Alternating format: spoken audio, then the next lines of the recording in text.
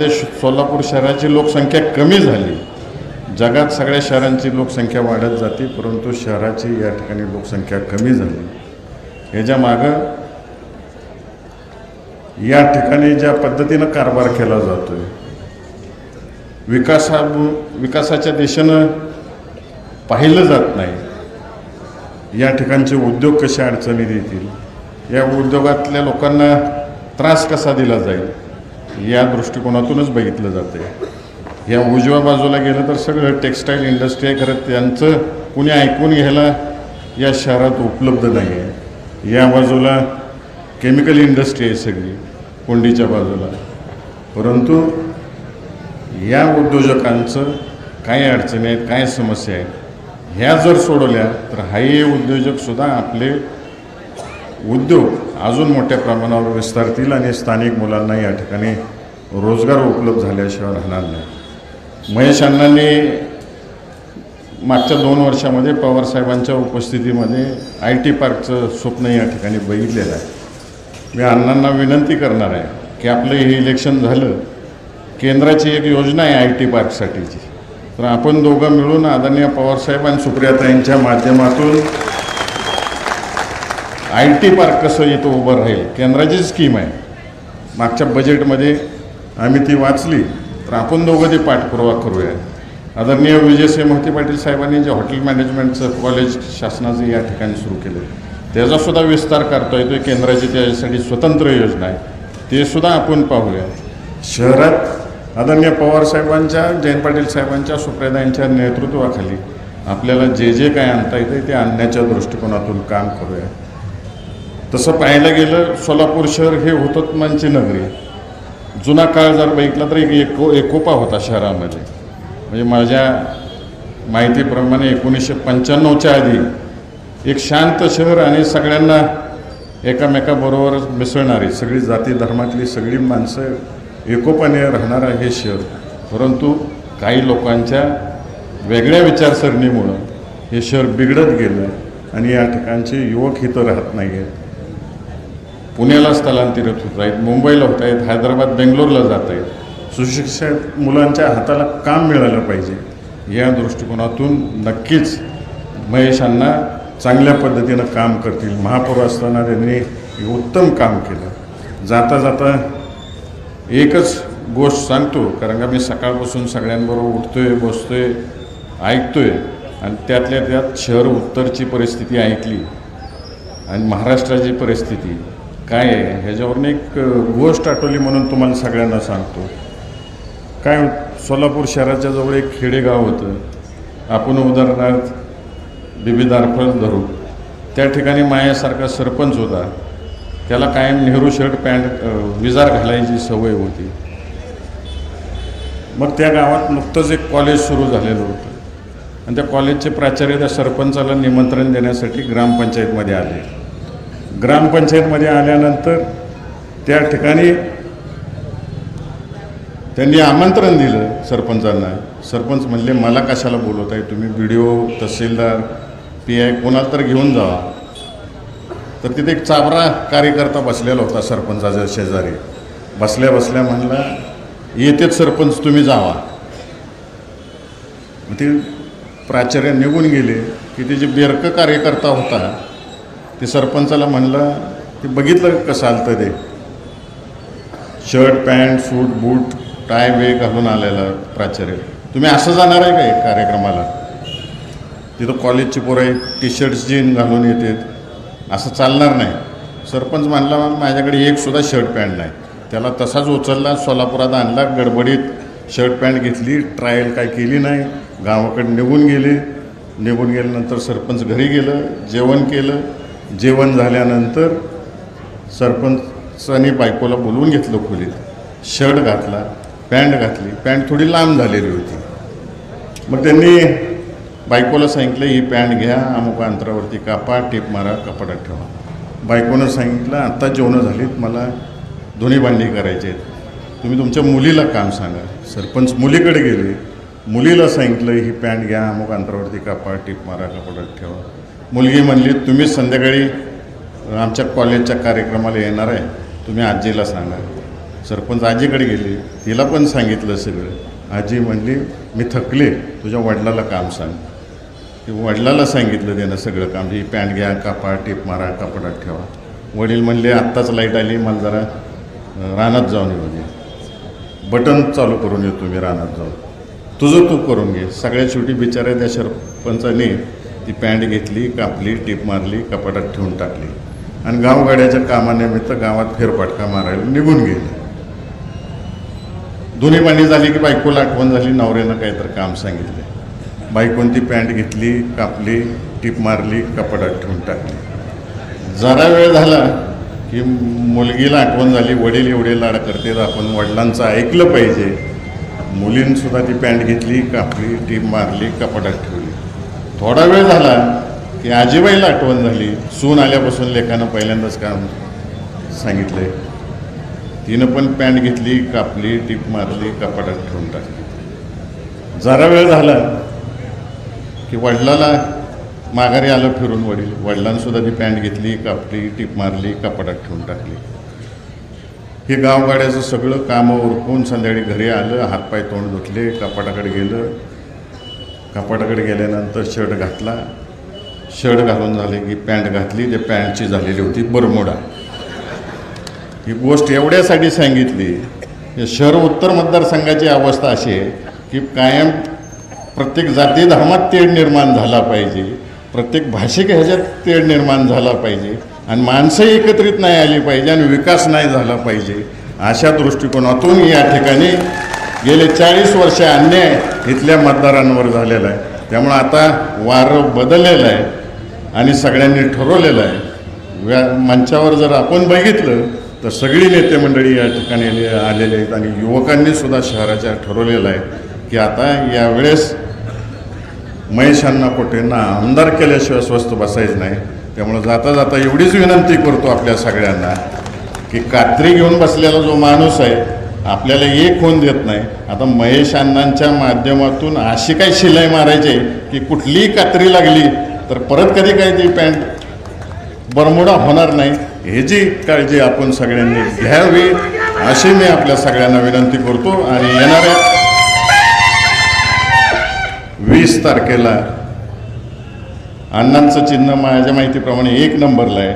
त्यामुळे तुतारी घेतलेला माणूस हे बटन दाबून जास्तीत जास्त मताने आपण अण्णांना निवडून द्यावं एवढी विनंती करतो आणि आपल्या सर्वांची रजा घेतो. जय हिंद, जय महाराष्ट्र.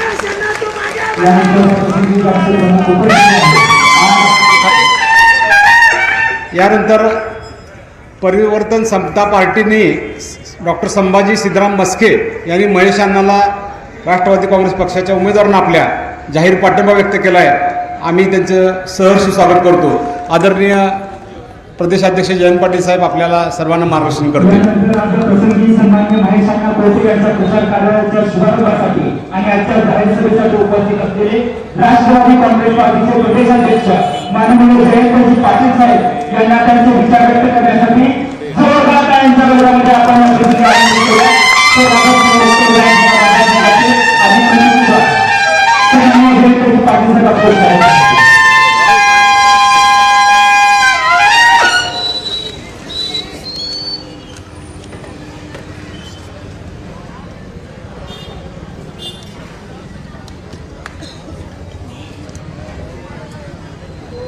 आपल्या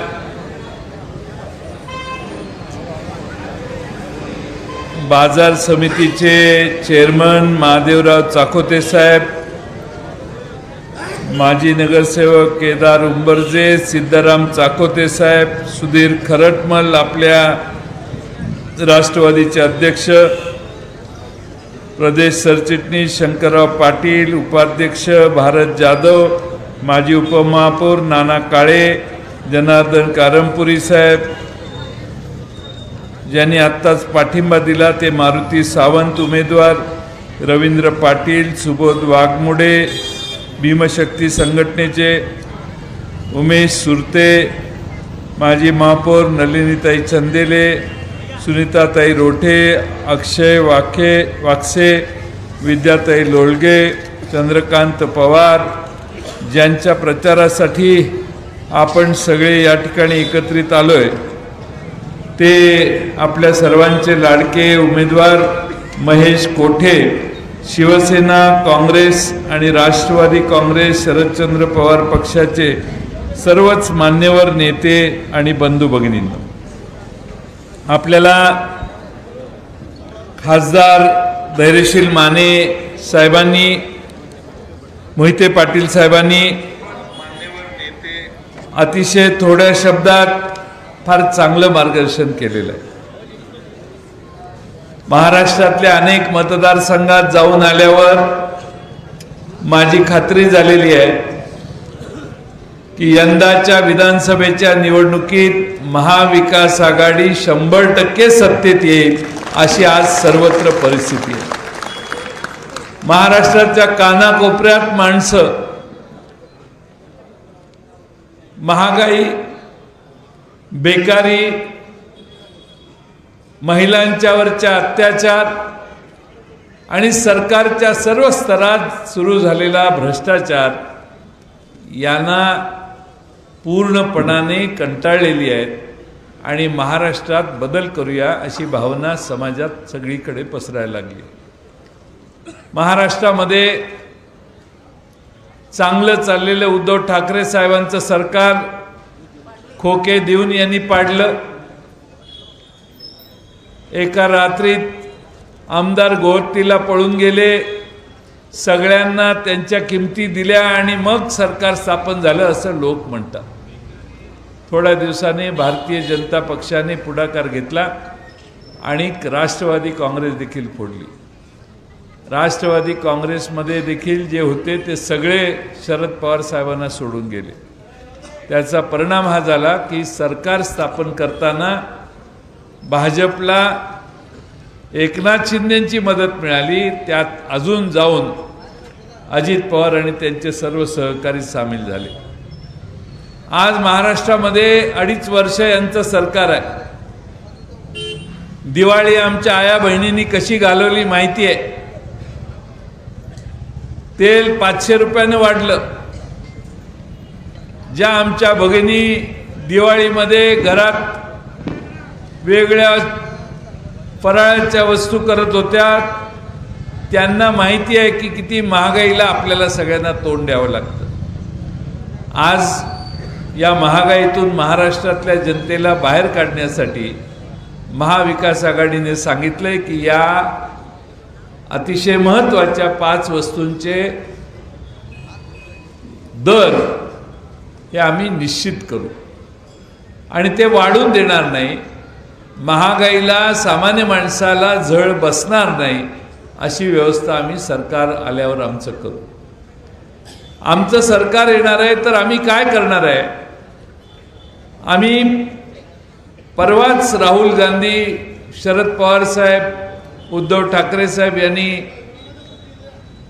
एक लोकसेवेची पंचसूत्री जाहीर केली.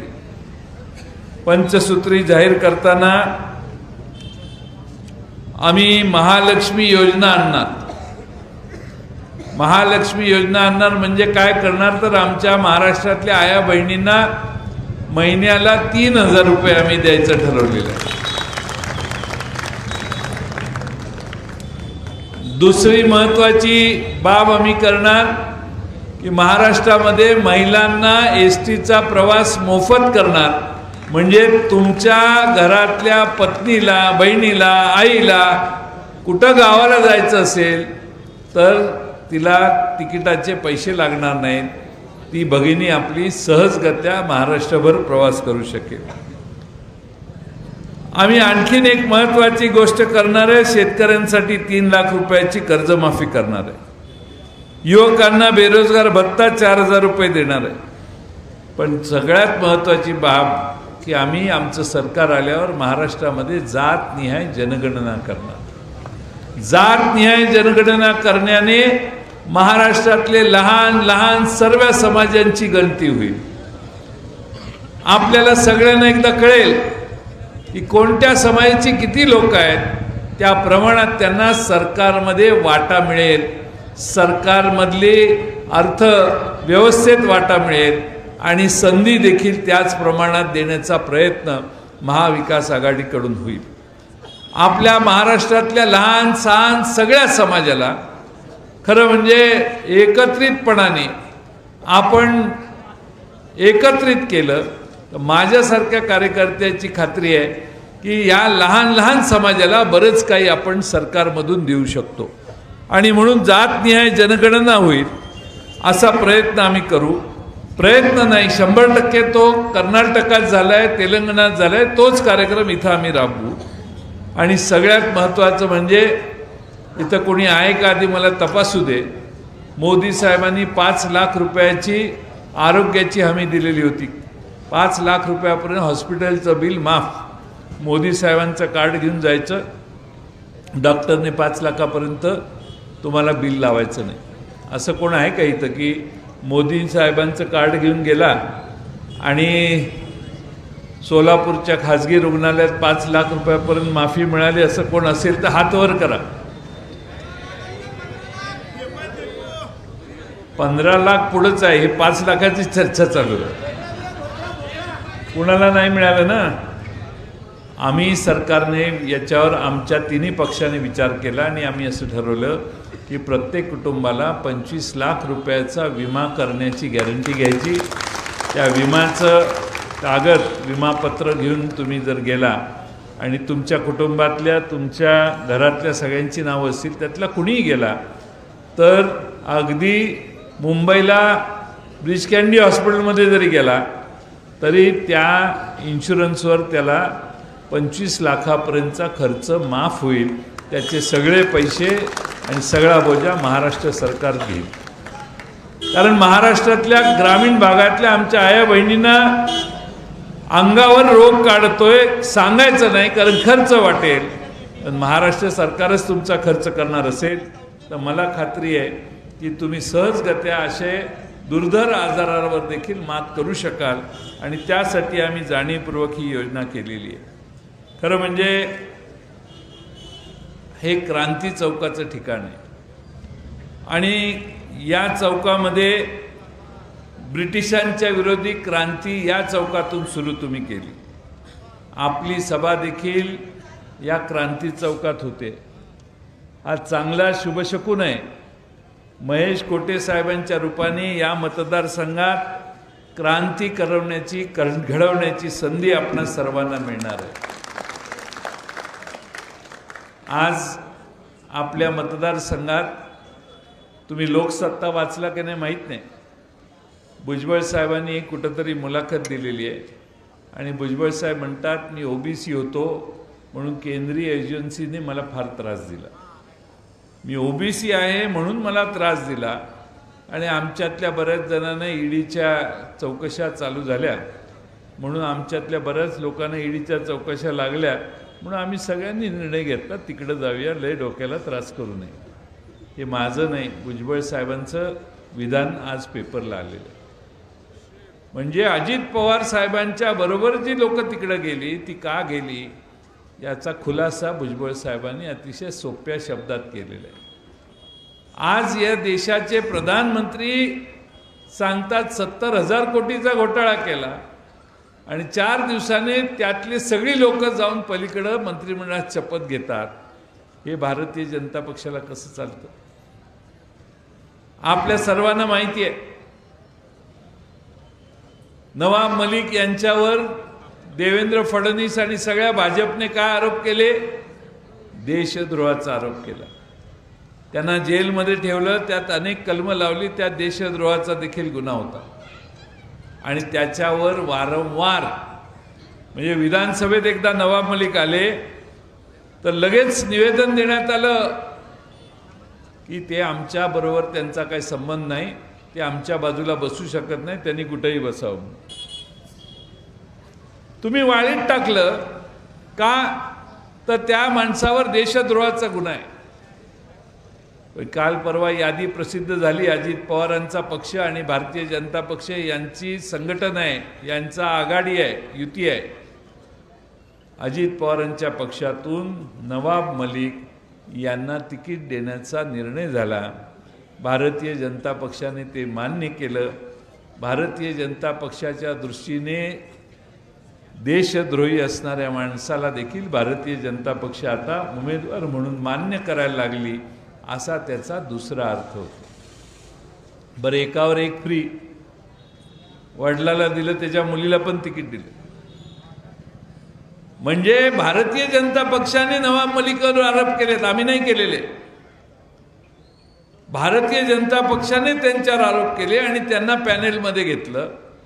भारतीय जनता पक्षाने अनेकांच्या मागे ईडी लावल्या, त्यांना पुन्हा मंत्रिमंडळात घेतलं. म्हणजे या महाराष्ट्रामध्ये पाहिजे त्या पद्धतीनं विरोधकांना नामोहरम करण्याचं काम भारतीय जनता पक्षाने महाराष्ट्रात केलं आणि आपलं सरकार स्थापन केलं. हे सरकार मित्रांनो घालवल्याशिवाय पर्याय नाही. हे भ्रष्ट मार्गानं सत्तेत आलेलं सरकार आहे आणि या सरकारच्यामुळं देशामध्ये स्मार्ट सिटीच्या योजना केल्या.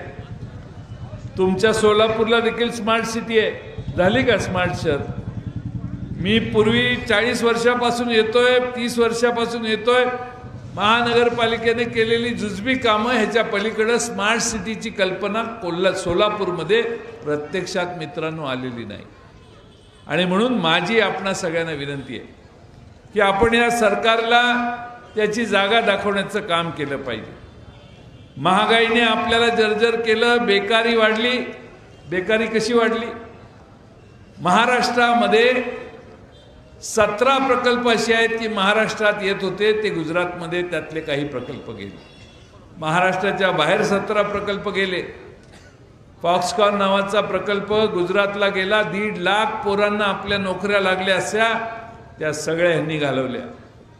आता गुजरातला फॉक्सकॉन गेल्यावर मुख्यमंत्र्यांनी विरोधी नाही केला. महाराष्ट्राच्या विधानसभेमध्ये मुख्यमंत्र्यांनी भाषण केलं. ते म्हटले, जयंतराव काही चिंता करू नका, आम्ही नरेंद्र मोदी साहेबांना भेटून आलेलोच आहोत काल, आणि कालच नरेंद्र मोदी साहेबांनी आम्हाला सांगितलं की डरो मत, महाराष्ट्र के लिए हम इससे बड़ी, ह्याच्यापेक्षा मोठा प्रकल्प देऊ. मी म्हटले, ह्याच्यापेक्षा मोठा प्रकल्प कधी येणार? नाही म्हटले, लगेच देतो म्हटलेत मोदी.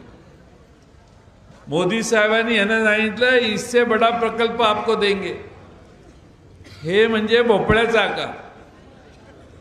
महाराष्ट्रात आजही मोठा प्रकल्प आला नाही. नरेंद्र मोदींनी ह्यांच्या हातात भोपळा दिला, महाराष्ट्राचे प्रकल्प पळवून तिकडे नेले आणि महाराष्ट्राची बेकारी वाढली. आणि म्हणून आज महाराष्ट्रामध्ये दरडोई उत्पन्न गुजरातपेक्षा कमी झालेलं आहे. गुजरातची माणसं आमच्यापेक्षा श्रीमंत आहेत. गुजरातमध्ये दरडोई उत्पन्न जास्त आहे, महाराष्ट्रापेक्षा जास्त आहे. मी राज्याचा अर्थमंत्री असताना 2ऱ्या-3ऱ्या क्रमांकावर आमचं राज्य दरडोई उत्पन्नात होतं. गुजरात नेहमी 7व्या-8व्या नंबरवर होतं. गुजरात आमच्या पुढं 16 साली गेलं आणि महाराष्ट्र त्यांच्या मागं राहिला. ही घटना भारतीय जनता पक्षाच्या कालावधीतच झालेली आहे. जसे दिल्लीमध्ये नरेंद्र मोदी आले आणि मुंबईमध्ये देवेंद्र फडणवीस आले, तशी महाराष्ट्राची अधोगती झाली आणि महाराष्ट्र गुजरातच्या खाली गेलं 16 साली. ते अजून वर आलेलं नाही. आज महाराष्ट्राचा क्रमांक 11वा लागतो, याची तुम्ही सगळ्यांनी नोंद घ्या. भारताच्या सगळ्या उत्पन्नामध्ये महाराष्ट्राचा नेहमी 15% वाटा असायचा. हे पहिलं वर्ष आहे की महाराष्ट्र 13%वर खाली घसरलं, म्हणजे 2% महाराष्ट्राचं उत्पन्न कमी झालं. यालाही कारण एकनाथ शिंदेंचं सरकार आहे. हे डावोसला गेले. डावोसला यांनी बरेच गुंतवणुकी मिळवल्या म्हणून येऊन पुढ्या सोडल्या. आम्हालाही वाटलं आता फार मोठे उद्योग येतील भारतात, महाराष्ट्रात. पण महाराष्ट्रात उद्योग नाही आले. महाराष्ट्रात डावोसच्या हॉटेलचं पत्र आलं, अहो एकनाथ शिंदे साहेब, आमचं तुम्ही इथे येऊन राहिला, त्याचं बिल राहिलं, तेवढं बिल पाठवा. हे डावोसला गेले, जिथं राहिले त्याचं बिलच दिलं नाही. ठाण्याला गेल्यावर, हॉटेलमध्ये कुठल्या गेल्यावर बिल द्यायचं नाही, ही जुनी सवय लागल्यामुळं आम्ही डावोसला पण बिल न देता आलो. तर त्या बादरानं पत्रच पाठवलं की अहो साहेब आमचं बिल पाठवा. महाराष्ट्र सरकारची मानहानी किती करायची. भ्रष्टाचाराचा तर ह्यांचा हात कोणी धरणार नाही. प्रचंड मोठा समाजात महाराष्ट्रात भ्रष्टाचार या लोकांनी करून ठेवलाय. विरारपासून अलिबागकडे जाणारा रस्ता 20,000 कोटीचा टेंडर गेलं 26,000 कोटीला. 1 किलोमीटरला महाराष्ट्र सरकार 273 कोटी रुपये खर्च करतंय. त्या 273 कोटी आले तर सोलापूरमधले निम्मे रस्ते आपले सिमेंट कॉन्क्रीटनं पूर्ण होतील. 1 किलोमीटरला 273 कोटी रुपये तिथं महाराष्ट्र सरकार खर्च करणार आहे. कुणी अर्ज केला नाही, कुणी सांगितलं नाही की आम्हाला अलिबागपासून विरारला जायचं आहे डायरेक्ट. आणि म्हणून आज महाराष्ट्रामध्ये जसं तिथं केलं तसं जालन्यापासून नांदेडकडे जाणारा रस्ता 11,000 कोटीचं टेंडर 15,000 कोटीला दिलं. आमच्याकडे नितीन गडकरींनी एक टेंडर काढलं पेठपासून सांगलीकडे जाणाऱ्या रस्त्याचं 600 कोटीचं टेंडर काहीतरी 310 कोटीला का काहीतरी गेलं, म्हणजे 48% बिलो टेंडर गेलं. पण एकनाथ शिंदेच्या सरकारनं काढलेलं टेंडर एकही बिलो गेलं नाही. टेंडर कितीला गेली? 20% अभाव, 37% अभाव, 35% अभाव. याचा अर्थ या व्यवस्थेतनं पैसे बाहेर काढण्याचा उद्योग झाला का याची देखील माहिती आपल्या सगळ्यांना घ्यावी लागेल. आणि म्हणून भ्रष्टाचारात यांचा हात कोणी धरणार नाही. अशा पद्धतीनं वाममार्गानं मिळवलेले पैसे आता निवडणुकीत इथं खर्च होतील. तुम्ही बघा आता पैशाचा पाऊस पुढच्या शेवटच्या 8 दिवसात कसा पडेल. या सरकारला खात्री आहे की महाराष्ट्रातली स्वाभिमानी माणसांची मतं आपण विकत घेऊ शकतो. हा कॉन्फिडन्स या लोकांना आहे आणि म्हणून पाहिजे तशा पद्धतीनं वागण्याचं काम ही लोक आज महाराष्ट्रात करतात. भ्रष्टाचाराला यांनी शिवाजी महाराजांचा पुतळा देखील सोडला नाही. मालवणला शिवाजी महाराजांचा पुतळा बांधला, उभा केला, मोदी साहेबांनी उद्घाटन केलं आणि 8 महिन्यात पुतळा कोसळला. त्या पुतळ्यावर झालेला खर्च देखील पूर्ण खर्च संबंधितांना मिळाला नसेल. पुतळ्यामध्ये भ्रष्टाचार केला म्हणून पुतळा कोसळला. एकनाथ शिंदे म्हणतात वाऱ्यामुळे पुतळा कोसळला. मी दुसऱ्या दिवशी गेलो आणि चौकशी केली की वाऱ्यामुळं कुठून आलं बाबा वारं, कारण एक पण नारळाचं झाड त्या भागातलं समुद्रकिनाऱ्यावरचं पडलं नव्हतं. तर ते म्हटले इकडनं वारं आलं. आणि पुतळा कुठं पडला? वारं ज्या बाजूनं आलं त्याच बाजूला पुतळा पडला. म्हणजे महाराष्ट्रात छत्रपती शिवाजी महाराजांचा पुतळा पडला याचं दुःख मराठी माणसाला झालेलं आहे. आणि त्याचं प्रायश्चित्त भारतीय जनता पक्ष आणि त्यांचे हे 2 मित्र पक्ष यांना देण्याची जबाबदारी 20 नोव्हेंबरला आपल्या सर्वांनी पार पाडली पाहिजे. सोलापूर शहरामध्ये अनेक गोष्टी मित्रांनो आपण करू शकतो, पण याला डोळस नेतृत्व पाहिजे. या मतदारसंघात ज्यांना अनेक वर्ष आपण आमदारकी दिली त्यांनी या सोलापूर शहराच्या विकासात काही फार भर घातली नाही. पण महेश कोटेंसारखा एक चांगला दूरदृष्टी असलेला आणि नगरपालिकेचा पूर्ण अनुभव असणारा नेता आपण जर विधानसभेत पाठवला तर या सोलापूरला आणि विशेषतः सोलापूर उत्तर भागाचा विकास झपाट्यानं करण्याचं काम महाविकास आघाडीच्या वतीनं होईल. आणि म्हणून माझी आपला सगळ्यांना कळकळीची विनंती आहे की महेश कोठेंना बसा ना, निघालंय का? घड्याळ चोरीला गेलेलं असलं तरी वेळ कळते आम्हाला. त्यामुळे महेश कोटेंच्या मागं आपण ताकदीनं उभा राहा. महाविकास आघाडीची आणि शरद पवार साहेबांची, राहुल गांधींची पूर्ण ताकद, उद्धव साहेबांची पूर्ण ताकद महेश कोटेंच्या मागे राहील. आणि या शहराचा चेहरा मोहरा बदलण्याचं काम हे महेश कोटेंच्या मार्फत या शहरात आपण सगळे करू. आणि त्यासाठी मी आपणा सर्वांना विनंती करतो की तुतारी वाजवणाऱ्या माणसाचं चिन्ह आपलं आहे. तुतारी वाजवणारा माणूस हे घड्याळाचं काम, घड्याळासाठी उभे राहिले. आमचं घड्याळ चोरीला गेलं, त्यामुळं तुतारी वाजवणारा माणूस जेव्हापासून घेतला आमचा पक्ष जोरात वाढायला लागला. कारण लोकांच्या लक्षात आलं की ते घड्याळाचं वेळच बदलत नाही. पण तुतारी वाजवणारा आमचा माणूस डायनॅमिक आहे. शिंदेसाहेब कुठं निघाला? वर बसा.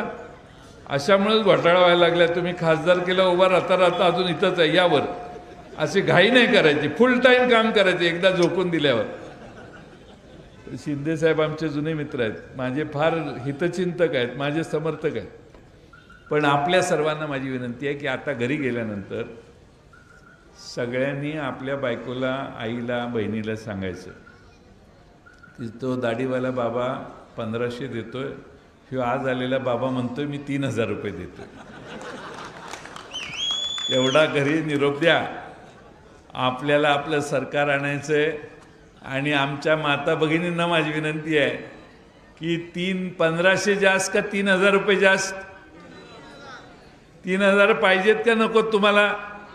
हात वर करा बघू सगळ्यांनी. 3000 रुपये घ्यायला कोण कोण तयार आहे त्यांनी हात वर करा. कोणी फोटो काढणार नाही तुमचा, हात वर करा, घाबरू नका. मी हे यासाठी सांगतोय की महाराष्ट्रामध्ये ही जाहीर केली, जास्त मोठ्या योजना केल्या नाहीत. यांनी काय केलं, यांनी योजना जाहीर केल्या आणि 100 योजना त्याच्याबरोबर जाहीर केल्या. त्यामुळे सरकारची आर्थिक अवस्था अडचणीची आली. आम्ही मोजक्याच योजना करणार आहे आणि त्यामध्ये आमच्या महालक्ष्मी लाडक्या बहिणींना, आमच्या आया बहिणींना जास्तीत जास्त पैसे देण्याचं काम करतोय. आपल्या सर्वांना एवढीच विनंती की आपण महाराष्ट्रात आपल्या विचाराचं सरकार आणू. महाविकास आघाडीचं सरकार सत्तेवर आणण्यासाठी तुम्हा सर्वांचा आशीर्वाद महेश कोटेंना आपण द्या, एवढीच विनंती करतो आणि मी माझे 2 शब्द पूर्ण करतो. धन्यवाद. राष्ट्रवादी काँग्रेस